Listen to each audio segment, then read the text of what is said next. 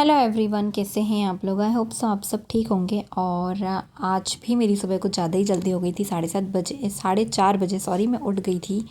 Kitchen में आई, सबसे पहले मैंने आटा लगाया पूड़ी का और फिर चाय बनने के लिए रखी, फिर झाड़ू वगैरह लगाई और सबसे पहले बनाई पूड़ियाँ, क्योंकि इनको आज जाना था बाहर और इनकी ट्रेन थी और इनको 5:30 बजे के करीब घर से निकलना था। तो मैंने जल्दी से पहले इनको ले जाने के लिए पूड़ी बनाई। फिर उसके थोड़ी देर बाद ना मैंने बच्चों के लंच के लिए भी पूड़ी बना दी थी, क्योंकि आज मुझे पानी भी भरना था और सभ्या को उठाकर रेडी करना था। सो होता है ना कि बच्चे कभी कभी मूडी होते हैं, परेशान करते हैं, तो सोचा बना ही लेती हूँ, नहीं तो मुझसे फिर दोनों चीज़ ना हो नहीं पाती। कभी ऐसा कुछ होता है तो फिर ये मेरी हेल्प कर देते बच्चों को उठाकर रेडी करने में। बस सभ्या को स्कूल भेज दिया था, फिर आई थी बारी कानू की। कानू को उठाया, रेडी किया फटाफट से। और ये ना मूडी है, मतलब मूड रहता है तो अच्छे से खेलता रहता है, नहीं तो फिर हमें परेशान कर देता है रेडी होने में। आज मूड अच्छा था तो अच्छे से रेडी हो गया। बनाना दे दिया था तो बनाना भी खा लिया फिर स्कूल जाने के लिए। और फटाफट से ना टोपा वगैरह पहनाया और चला गया था, मतलब स्कूल उसके दादू के साथ। फिर मैं आ गई थी किचन में, मैंने जल्दी से बनाया खाना। फिर उसके बाद फ्री होकर मैं 11 बजे के लगभग आ गई थी रूम में। मैंने जल्दी से सारे कपड़े तय बना कर रखे, क्योंकि होता है मेरे साथ ऐसा कि जब ये नहीं होते हैं या फिर पापा नहीं होते ना, तो खाना नीचे नहीं जाता है शॉप पर, तो फिर वो हमें ऊपर बहुत परेशान करता है। स्पेशली मुझे कि आज ऐसा करना है, ऐसा करना है, मतलब चिड़चिड़ा सा हो जाता है अजीब सा। और वैसे भी उसकी अभी तबीयत ठीक नहीं है ना, तो वो बहुत ज़्यादा चिड़चिड़ा सा हो गया था। तो इस वजह से मैंने सोचा जितना काम मैं कर सकती हूँ उतना मैं काम कर कर फ्री हो जाती हूँ। बहुत दिन से सोच रही थी आईब्रो बनवाने जाना है, आईब्रो बनवाने जाना है, पर हो ही नहीं पा रहा था। फाइनली आज मुझे जाना ही पड़ रहा है, क्योंकि कल जब जाके स्कूल में पीटी में। और ऐसे स्कूल जाओ तो अच्छा नहीं लगता यार, थोड़ा सा तो, ज़्यादा कुछ नहीं तो आईब्रोज तो बनवा ही सकते हैं। तो बस जल्दी से मैं जा रही हूँ, घर के पास ही में। और अभी 11:20 के लगभग समय हो रहा है, आज ये है भी नहीं, तो मैं अब आईब्रो बनवा कर फिर नीचे ही रुक जाऊँगी। तो पापा जाकर कान्हा को ले भी आएंगे और फिर वहाँ से आके खाना भी खा लेंगे। अब मैं ऐसे ही इस टाइम पर ही नीचे आई और कॉल करके बात कर ली थी पहले ही पार्लर वाली दीदी से कि वो आएंगी या नहीं, नहीं तो पता चले मैं वहाँ पहुँचूँ और वो आए ही ना। चलते हैं फटाफट। वॉकिंग डिस्टेंस पे ही पार्लर था, पहुंच गई थी वहाँ पर। दीदी का वेट कर रही थी कि वो आ जाए, क्योंकि मैंने उनसे कॉल पर बात कर ली थी। उन्होंने बोला बस मैं आ ही रही हूँ। तो बस उनके आते ही मैं भी आ गई थी। फिर जल्दी से आईब्रोज़ वगैरह बनवाई, और ये बहुत ही स्पीड में बनाती हैं, ज़्यादा टाइम नहीं लगता। बस फिर मैं यहाँ से निकल गई थी, क्योंकि फिर पापा को मुझे भेजना था इस कान्हा को लेने के लिए। पर इसके बीच में थोड़ा सा वक्त था, तो मैंने सोचा क्यों ना धैर्य से मिल लेती हूँ। दीदी का घर हमारे घर के जो सामने ही है, क्योंकि इसकी बोर्ड एग्ज़ाम से उसके एग्ज़ाम चल रही थी, सोचा उससे थोड़ा सा पूछ लेती हूँ।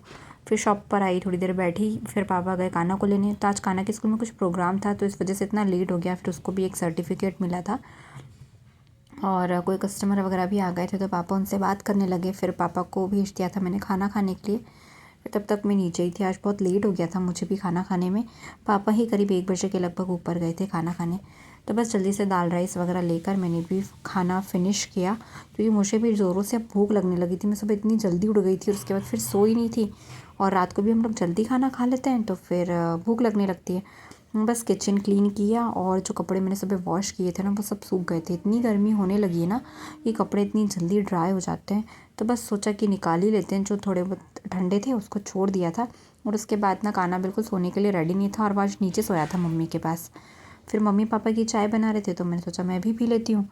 फिर मैंने अप्लाई की थी नील पेंट, तो वो फर्स्ट कोट लगाया था ना, तो उसमें अच्छी नहीं लग रही थी, तो मैंने सोचा सेकंड कोट लगा कर देखती हूँ। बट वो सेकंड भी लगाया ना, तो वो इतनी अच्छी नहीं लग रही थी और अजीब सी हो गई थी, उसकी ना एक पपड़ी टाइप से निकल रही थी। सो फिर उस नील पेंट को मैंने ऐसे ही छोड़ कर दूसरे दिन रिमूव कर दिया था। अभी ना 5:15 बज रही है। अब स्नैक्स का टाइम हो गया है छोटा मोटा। अभी थोड़ा सा फ्रूट्स वगैरह खा लिया बच्चों ने। उनको ना बहुत दिनों से खाना था चोकोस, तो चोकोस ला कर तो रखे हुए थे पर दिए नहीं थे।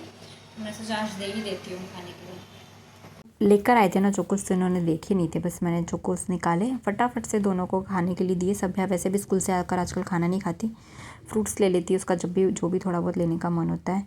बस इन लोगों के लिए चोकोस दिए खाने के लिए। थोड़ा सा पहले दूध गर्म किया, सोचा कि इनको पहले दे देते हैं, फिर मैं अपनी चाय बनने के लिए इसी तपेली में रख दूँगी, क्योंकि पापा तो चाय पी चुके थे। पापा के साथ में मैंने पी ली थी, बट एक होता है यार, मुझे तो पता नहीं क्यों चाय पीने की इतनी बुरी सी आदत है। इस आदत को मुझे छोड़ना है, पर जब मैं सोचती हूँ ना जब मुझे छोड़ना है, तब मेरी चाय ना और बढ़ जाती है। आज मैंने दिन भर में कम से कम 4 से 5 चाय पी ली। वैसे मैं दिन भर में 2 चाय पीती हूँ, बट आज ना मेरी 4 चाय हो गई थी, 5 चाय हो गई थी सॉरी, एक ही दिन में। टेस्टी टेस्टी है, टेस्टी टेस्टी है।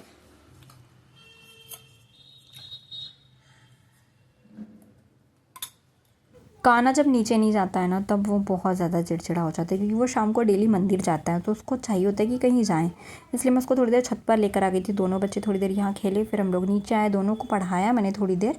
और 7:30 बजे के लगभग भूख लग रही थी दोनों को, तो हमने सोचा चलो मैं पूड़ी बना देती हूँ गरम गरम, दोनों खा लेंगे। दोनों को पूड़ी बहुत पसंद है।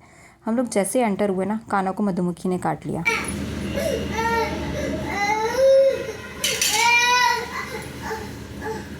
बस बस बस बस, हो गई हो गई हो गई ना। 1 सेकंड समझ ही नहीं आया हुआ क्या, मुझे लगा शायद उसे ठोकर लग गई। फिर थोड़ा देखा साइड में तो एक मधुमक्खी पड़ी हुई थी और वो पैर ऊंचा कर कर खड़ा हुआ था। उस मधुमक्खी ने उसको काट लिया क्योंकि उसका शायद पैर रखा हो गया होगा। इतनी मुश्किल से उसे चुप किया, फिर देखा तो वो पैर में उसके डंक भी फंसा हुआ था, छोटी उंगली में। उससे डंक निकाला, फिर उसको साफ़ किया, उस पर चूना लगाया, बेकिंग सोडा लगाया, तब जाकर उसको थोड़ा सा रिलीफ हुआ। फिर थोड़ी देर में ये भी आ गए थे और ये आयोलाइट चली गई। फिर उसको जैसे तैसे चुप किया, फिर थोड़े से भुने हुए चने रखे थे तो हम तीनों ने मिलकर वो चने वगैरह खाए। और फिर उसके बाद मैंने कुछ भी रिकॉर्ड नहीं किया था क्योंकि वो बहुत ज़्यादा चिड़चिड़ा हो गया, तो उसके कारण फीवर भी आ गया। तो चलिए इसी के साथ ब्लॉग एंड करते हैं। अगर वीडियो पसंद आया हो तो प्लीज़ चैनल को लाइक शेयर एंड सब्सक्राइब ज़रूर करें। धन्यवाद।